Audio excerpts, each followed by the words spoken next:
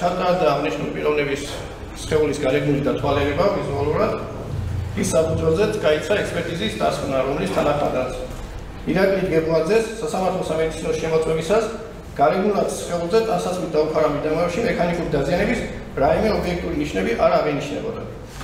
თქვენ დასკვნაში მითითებული რა, რომ ბატონი გებლაძე მიუთითებდა რაღაცა ყურუწყივილს ურის ასე ვთქვათ ნიჟარაში და თქვენ თქვით რომ ეს მიუთითებდა.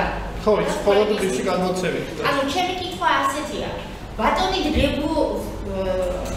გებლაძე რომ სიმულირებდეს და სულ რომ იტყუებოდეს, რომ ლოყა ეტკიდა, რომ ყური ეტკიდა, რომ თავი ეტკიდა და რომ არ ვიცი რა ეტკიდა კიდევ, რომ სიმულირებდეს ამის გამოცნობის რაიმე მეთოდი არ აქვს. არა, როგორც სამედიცინო ექსპერტი კონკრეტულად. ანუ მას შეუძლია სიმულირებდეს.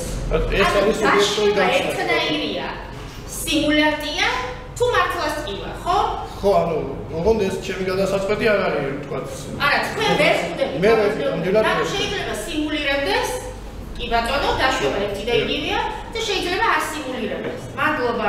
რამდენჯერ განარჩევთ ხელი და კონკრეტულად რომელი ხელი განარჩევთ და სა? ერთხელ დამარტყა მარჯვენა სახის არეში.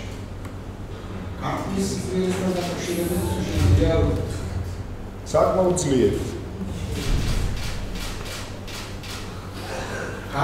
საკმაოდ ძლიერი. ეს ჩვენებაში დაფიქსირებული ჩემს მიერ განცდილი ტკივილიც ძალიან სასაცილო გახდა საზოგადოებაში, რაღაც ისე აღიქვეს. მე უბრალოდ რა ვიცი, კითხვა მაქვს ლოგიკური. სახეში როცა გირთხამენ თავს გესმიან, თუ ვინმე სინონიმს მეტყვის, რა ვიცი, ქართულს საკმაოდ კარგად ვსწავლობ. თუ ვინმე სინონიმს მეტყვის, რას განიცდის ადამიანი ამ დროს, როდესაც სახეში ხელს უთხრამენ, რა ვიცი, მე განვიცადე ტკივილი.